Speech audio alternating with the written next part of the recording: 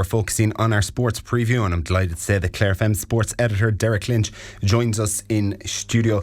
Derrick, first things first, very busy weekend obviously, but Clare picked up momentum last week in the National Hurling League when they defeated Dublin in that brilliant game in Zimmer Biomet, Pairc, Chíosóg.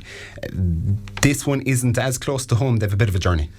Yeah, a little bit of a journey. I was talking to the head of operations with Antrim GA, Ciarán Kearney, just during the week to organise a few little bits and pieces for our trip, and he proceeded to tell me that the grounds in Cushendall is 18 kilometres off the coast of Scotland, which he said is closer than the nearest major town, which is Ballymena. So that'll tell you just how remote a hurling stronghold this is. And it's right inside in the glens of Antrim. If you're driving up on Sunday morning, well, first of all, safe travels, but there's two roads you can go. You can go the main road, or indeed you can head off the beautiful coast road that's up along there as well. So if you want to make a full day out of it or take your time coming home, you've all those options open to you. But yeah, it's roughly 5 hours from Ennis, maybe closer to 6 if you're coming from the west of the county, and you'd want to be giving yourself a 10-hour round trip just to come and go. So lots of logistical challenges involved in that. I know the team are heading up tomorrow night at some stage in the afternoon.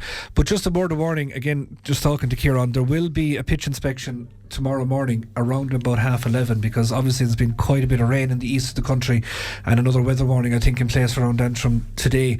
So they're hoping to get some bit of a reprieve tonight and into tomorrow, and then they'll check it out tomorrow. Now, he says that he's confident it'll be fine, but just that they will have to have a little look at it in the morning to give the all clear before everybody starts heading up the road. So hopefully all will go to plan, and we'll be all above in the glens on Sunday afternoon.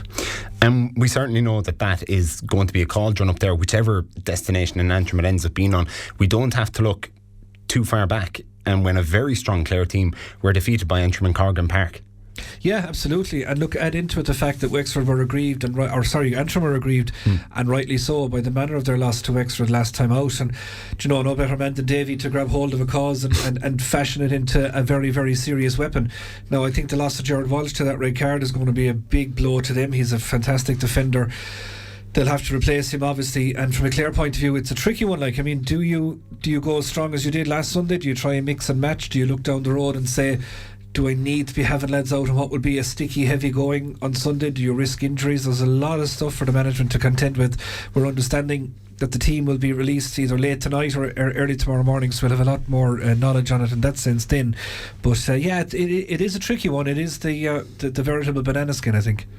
Yeah, and obviously for whatever Clare team does end up going out onto the field to face Antrim in Antrim, many of them will have come through St Joseph's Tulla or indeed St Flannan's, and the Harty will have been a competition that defined their younger years, and no matter what they've achieved in the saffron and blue, it's something that would have been very close to them. Look, we're very lucky to have St Flannan's contesting the Harty final tomorrow. I think we're even more lucky that it's only on across the road in Zimmer Biomet, Pairc, Chíosóg. But look, certainly a lot of exciting prospects there, and we know that, look, if St Flannan's and Nenagh CBS drew in the group stages, this is going to be an epic occasion. Yeah, it certainly is. And as you say, brilliant that it's on in Pairc Chíosóg. There'll be a savage atmosphere. Like, there was a brilliant atmosphere there for the Flannan's Tulla semi-final, and what'll be there for a final will be tenfold again. So really, really looking forward to that one.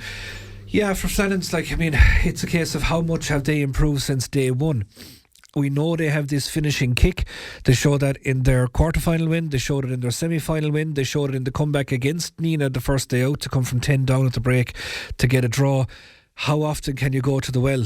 How often do you have that kick left in a team? In a final, I think they will show it, but it's going to be a real big battle, because Owen Dugan at centre forward for Nenagh is a superstar in the making, and he was incredible in their semi-final win over their own Tipperary counterparts in Thurles. So I suppose the battle is himself and James Conlon. How will that go? 11-6, is that how it'll play out? Has Bugler a plan up the sleeve? He usually does. So yeah, it's going to be really, really good. But I think St Flannan's will look at that win over Tulla and say, we weren't at our best. I thought there was a lot of lads that day just maybe have another 5 or 10% to give, and this is the day to give it. But not only do you have the familiarity of day number one, but Nenagh have Donnacha O'Donnell over them, who's a former O'Callaghan's Mills manager, brought them to a county final, so he's going to know the Clare scene inside out as well. I'd imagine he has plenty of contacts within the county that'll be feeding him back little bits and pieces as well. But I suppose, look, in this day, in the advent of streaming, there's no secrets anymore. You can analyse your opponent to death. So I think it's going to be a savage occasion. Nenagh are there They're winners 2 years ago. Flannan's beaten in the final last year. It's a third final of the decade already for St. Flannan's, and we're only in 2026. So obviously they're trying to rebuild the glory days again. So there's just loads and loads of little storylines to this one, which should make for a cracking game. Absolutely, no doubt about that. And then we turn our attention to football, and also in Zimmer Biomet, Pairc Chíosóg. On Sunday at 2 p.m, Clare's footballers will be looking to bounce back from that narrow defeat against Down on home turf, their first outing of the National League under Paul Madden under home turf. It's important to put in a performance here. Oh, hugely so. Well, whatever about performance, 2 points are critical. You'd take a 2 points to 1 victory now if you were handed it. But I think it might be a little bit more high scoring than that. Yeah, Clare came down the road disappointed but encouraged, which is probably a real paradox to say, but that's kind of how it was. And as I mentioned on Monday, like, it was a 5-point loss, but it certainly didn't reflect the game. And when you look back at it, like, Clare and Paul will talk more about this on our lunchtime bulletin, but like, the discipline from a Clare perspective was brilliant. Down scored 219, 217 of that came from play, which means Clare coughed up just 2 points from frees, which is a really, really good defensive return. But they're going to have to do that and more now against the Westmeath team that'll be buoyed up by their win over Sligo. They kicked 2 late points to win that game against the head away from home. So they're coming down, or sorry, that was in TEG Cusack Park. They're coming away from home this weekend to the real Cusack Park, and you know that's going to be a massive test for Clare, because there's a trip to Flannan to come in a couple of weeks' time as well, and you want to have points on the board facing up that road, because that won't be easy either. So this is a huge game for Clare. 2 points very much gets them back on the promotion train. I think another defeat would leave you looking over your shoulder a little bit about consolidation, because I don't think you'll get promoted with 2 early defeats. So massive game. The word is that Mark McInerney will be okay. He had a bit of an illness last week, bit of a vomiting bug.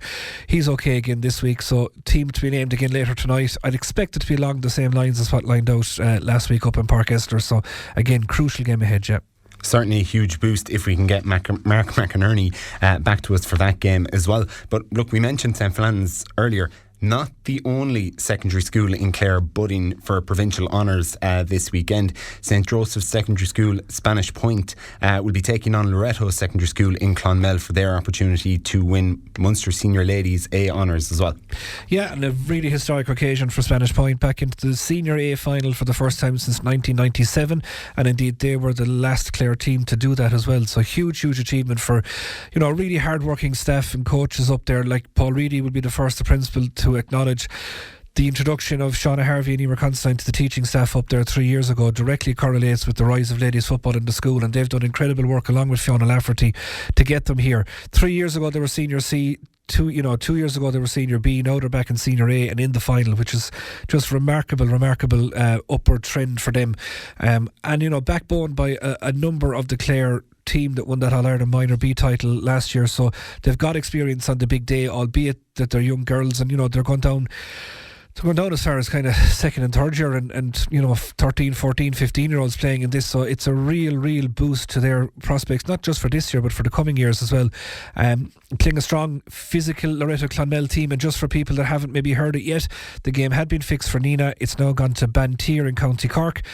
Stick that into the sat nav, she'll look after you. It's an AstroTurf down there, so that I suppose maybe plays into St. Joseph's favour a little bit, because Nenagh would have been quite heavy sticky going, and it's quite a physical Loretto Clonmel team, so maybe the Astro might even that out a little bit. But whichever way it works out, we will have Derrick Dormer on scene for us there, keeping us up to date while the Harty's on as well. That's now gone to a 1:30 start, the Spanish Point game that is. Harty's at 1 o'clock, Spanish Point game is at 1:30, so plenty crossover there to keep you updated. So quite a busy weekend.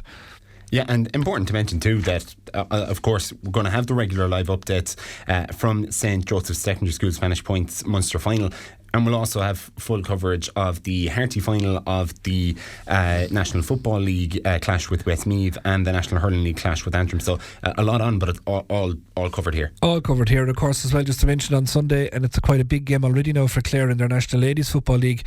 After that loss to Antrim last weekend, they host Louth. That game now is confirmed for the Clarecastle Astro at 2 o'clock on Sunday afternoon. I suppose a pity in a lot of ways it's clashing directly with the lads game, but we'll try and keep you posted on it as best we can anyway. anyway. And so very, very busy. 3 of the 4 flagship teams out this weekend, and the 2 schools. And of course, you have the first rounds and second round games of the Inniscarpet's Clare Cup, and a few other bits and pieces on as well. So loads to look forward to. And we will look ahead to it all on Sideline View a little bit later on. Of course, best of luck to all the Clare trainers and owners and dogs and everyone else that's going to Clonmel for the coursing this weekend as well. So if it's a sporting occasion, it seems to be all happening over the next 3 days.